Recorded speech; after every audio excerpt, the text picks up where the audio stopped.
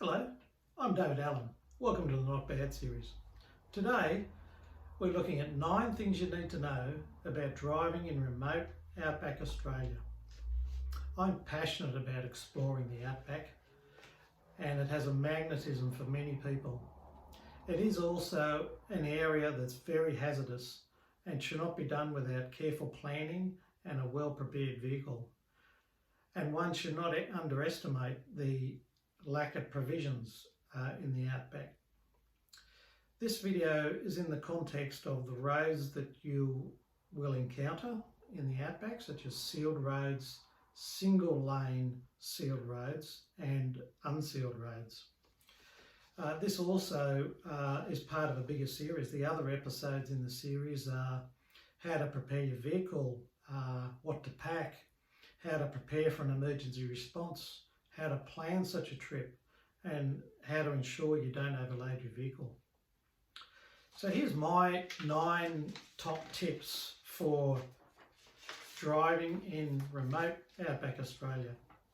Number 1, before you leave home, check your vehicle insurance covers all glass, not just the windscreen, but all glass. Check that it covers engine damage from buying dodgy fuel. If you're planning on going off-road, ensure that it covers going off-road as well.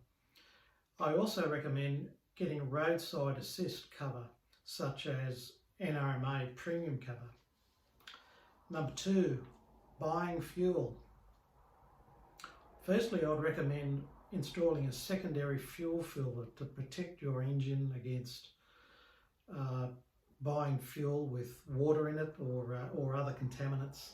When you do buy fuel, keep the receipt and zero your trip meter when leaving the servo. Those 2 tips will help you prove where you bought the dodgy fuel and help you make a claim. Plan where you'll be buying your fuel on your journey and fill up at every opportunity. And aim to keep about 30 litres in reserve at all times. Number 3, animals. If you want to minimise the chance of hitting an animal, avoid driving at night, dawn or dusk. There's not only wildlife you can hit out there, but given much of the Outback has unfenced properties, there's some very large animals you can hit, such as camels and horses, cattle, donkeys, wild pigs, etc. Tyre pressures. Number 4, tyre pressures on unsealed roads. Particularly corrugated roads. You should be dropping your tyre pressure by about 20%, which would put you in the range of about 28 to 30 psi. This will reduce the risk of damage to your tyres. It'll give you a smoother ride and better traction. Number 5, road trains and trucks. This is relevant to single lane bitumen roads or unsealed roads.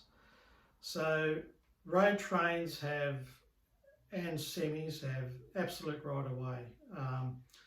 When you see those coming on a single lane sealed road or an unsealed road, just pull over as far to the left as possible. In fact, it's a good idea just to pull over and stop.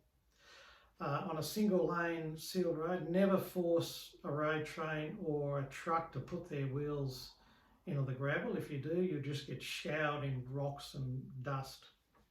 These road trains are monster vehicles that can be up to 50 metres long.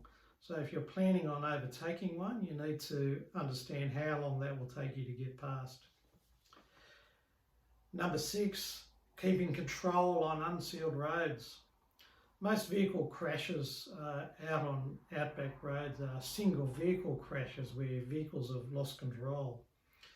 So the number 1 tip is to always brake before the bends, never brake in the bend. Similarly with dips and potholes, always brake before those hazards, not when you're in them. And you should learn how to correct the vehicle if you do lose control on a bend, and learn that before the trip. Always use, on unsealed roads, use 4-wheel drive, high range, which will give you better tyre grip, improve your stability, and improve the braking and reduce skidding. Avoid powering through water, as that can potentially get in your air intake and damage your engine. You need to, on unsealed roads, you need to concentrate on the road and read the road constantly for hidden dangers such as potholes and bull dust and soft edges. These can come up on you really quickly, and if you hit some of those hazards at speed, you can easily roll your vehicle. Never drive across a flooded waterway, even if it seems shallow, because fast flowing water can easily sweep your vehicle away. Never brake all the way into a dip or a pothole. If you do, your suspension will be fully compressed when you hit the hazard and it will have no capacity to absorb the impact. If you do find yourself in that situation, just back off the brake just before you hit that hazard, and even just a touch of acceleration to give your suspension the maximum amount of travel. Cattle grids, generally they're fine on sealed roads, but on unsealed roads they can be chewed out on either side of the grid, so approach those slowly and cautiously. Bull dust, this is a fine powder that's quite common in many outback locations, and they can conceal dangerous hazards such as potholes, so approach them slowly and cautiously.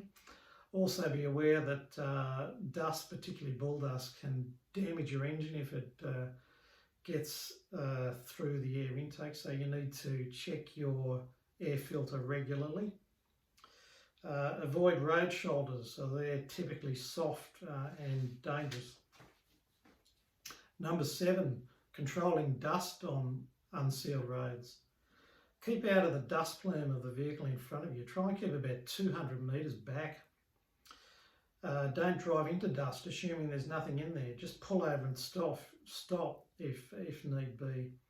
And on unsealed road, keep your headlights on at all times and drive slowly and cautiously.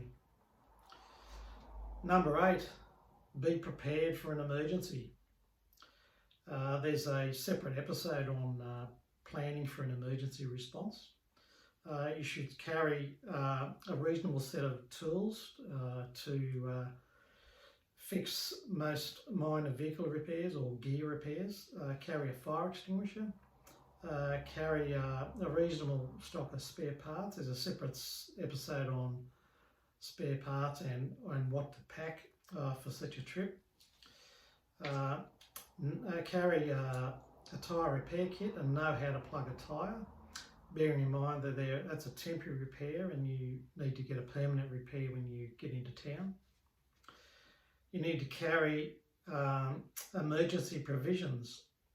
Australia can be a really hot place, even in the dry season, and dehydration is a real danger. You need to carry 3 to 4 days of emergency supplies of food and water. You can last a couple of weeks without food, but you'll only last a couple of days without water, even in the dry season. First aid.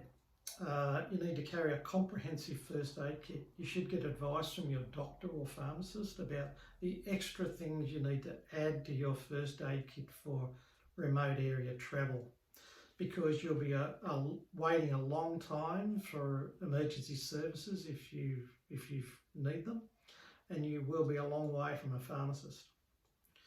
You should get trained in first aid. You should have a reliable vehicle. There's a separate episode on preparing your four-wheel drive. Number 9, communications. For areas where there's mobile reception, Telstra rules the bush. So Telstra is your recommended provider. You should have a UHF radio. And in remote areas, to ensure you can contact emergency services, you should have a satellite phone or an EPIRB. So there you have it. They're my 9 top tips for driving in remote roads in Outback Australia. And remember, your adventure begins the moment you decide to go. Not bad.